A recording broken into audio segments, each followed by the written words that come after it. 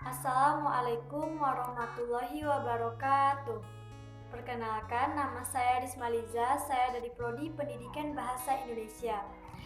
Video ini berkaitan dengan tugas UAS saya dalam mata kuliah Moderasi Beragama dengan dosen pengampu yaitu Ibu Dr. Zaria Simanggolang MA. Yang mana di video kali ini pembahasannya atau tema besarnya ialah bagaimana cara kita menyikapi perbedaan dan kontra narasi dalam Islam. Nah, kali ini saya akan membahas mengenai perbedaan dulu.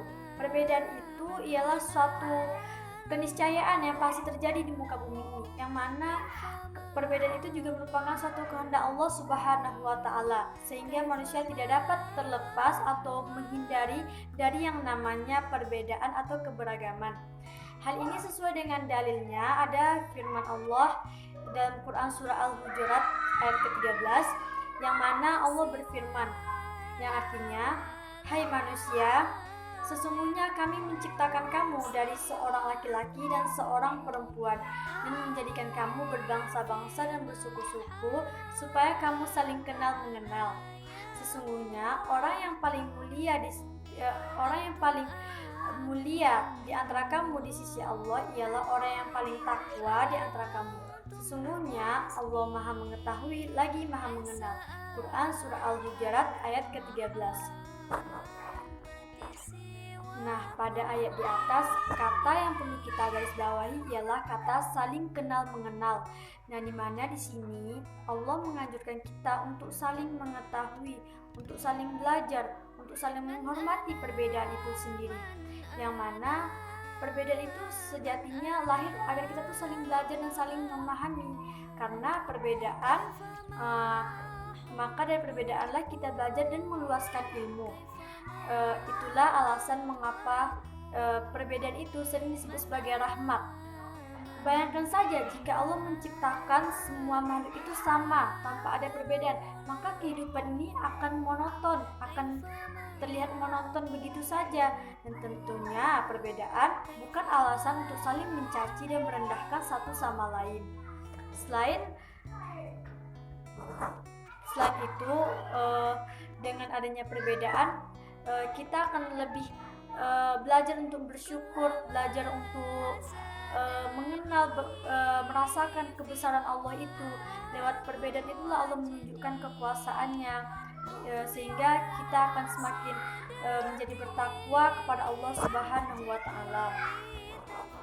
Nah, selain dianjurkan untuk saling kenal mengenal, pada ujian yang kedua dalam menyikapi perbedaan ini, Allah juga mengutamakan persatuan dan tidak berpecah belah. Hal ini sesuai dengan firman Allah dalam surah Al-Imran ayat 103, yang artinya, "Dan berpeganglah kamu semuanya kepada tali agama Allah, dan janganlah kamu bercerai-berai, dan ingatlah akan nikmat Allah kepadamu ketika kamu dahulu atau pada masa jahiliyah bermusuh-musuhan, maka Allah mempersatukan hatimu, lalu menjadilah kamu karena nikmat Allah orang-orang yang bersaudara, dan kamu telah berada di tepi jurang neraka, lalu Allah menyelamatkan kamu daripadanya. Demikianlah Allah menerangkan ayat-ayatnya kepadamu agar kamu mendapat petunjuk." Quran surah Ali Imran ayat 103. Nah, dari kedua dalil di atas dapat kita simpulkan bahwa dalam menyikapi perbedaan hendaklah kita saling hormat menghormati, saling harga menghargai. Tidak perlu rasanya kita itu menjadikan perbedaan itu sebuah alasan untuk berpecah belah, apalagi bercerai. Terutama kita tinggal di negara yang Bhinneka Tunggal Ika gitu kan. Jadi kita harus menyikapi perbedaan itu sebagai sebuah akar, sebuah tonggak untuk bersatu, bukan sebaliknya. Karena bagaimanapun juga perbedaan itu ialah sebuah rahmat dari Allah Subhanahu wa Ta'ala agar kita hidup di dunia ini saling berdampingan. Dengan perbedaan semua menjadi lebih indah, sehingga tidak ada alasan untuk kita menjadikan perbedaan itu sebuah tonggak untuk hancur atau bercerai-berai. Justru sebaliknya, kita harus menghargai perbedaan, menghormati perbedaan, dan menjadikan ia sebagai sebuah acuan untuk terus bersatu dalam keadaan apapun. Nah, mengenai cara kita menyikapi kontra narasi dalam Islam, saya mengambil contoh dari pondok pesantren Al Khairat, yang mana toleransi pada perbedaan dalam milik pondok pesantren Al Khairat ini memiliki konsistensi dan beberapa elemen-elemen tertentu.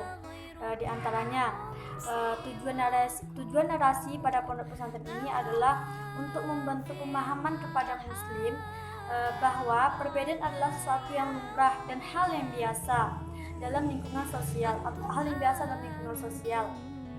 Hal tersebut didukung oleh dengan adanya tindakan yang diharapkan dari narasi itu sendiri. Seharusnya seorang muslim melihat perbedaan itu sebagai suatu hal yang biasa dan tidak dengan cepat dan melabeli seorang muslim atau kelompok lain yang melakukan cara ibadah yang berbeda. Terus pihak pondok pesantren diharapkan membentuk masyarakat yang damai dalam perbedaan dengan cara menanamkan sikap toleransi sejak dini kepada santri-santrinya maupun juga kepada masyarakat luas. Nah, hal tersebut diharapkan sebab saat ini di belahan bumi lain sedang berpecah dalam hal toleransi ini, terjadinya perang saudara seperti yang bisa kita lihat seperti sekarang ini, karena perbedaan tidak bisa ditolerir dan dikelola oleh umat muslim itu sendiri. Perang saudara diyakini disebabkan karena toleransi pada perbedaan yang begitu lemah, begitu lemah gitu ibaratnya kan, serta pertumbuhan dan penyebaran kelompok takfiri.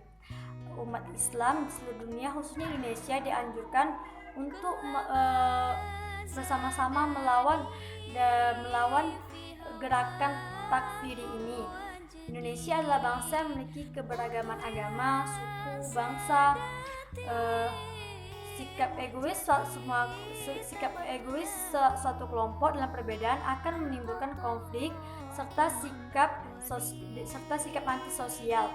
Golongan yang merasa paling benar maka ia akan merasa golongan saya paling benar, jadi dia menganggap golongan yang lain itu tidak benar begitu, hanya golongan dia saja yang benar, dan itu akan menimbulkan konflik tentunya nanti. Nah, elemen narasi ini juga didukung dengan nilai moral yang bersumber dari Al-Quran, yang mana menjelaskan Islam sebagai agama damai dan menganjurkan muslim dengan non-muslim untuk tetap menjalin hubungan sosial, tetap berbuat baik kepada sesama manusia tanpa memandang mereka dari agama mana, mereka dari suku bangsa yang mana, karena sejatinya Allah memerintahkan agar umat Islam tetap bersatu dan tidak berpecah belah. Baiklah, mungkin hanya itu yang dapat saya sampaikan mengenai cara kita menyikapi perbedaan yang kontra narasi dalam Islam. Lebih dan kurang saya mohon maaf, semua kesalahan datangnya dari saya sendiri dan segala yang benar itu hanyalah milik Allah. Jadi saya akhiri, wabillahi taufik wal hidayah. Wassalamualaikum warahmatullahi wabarakatuh.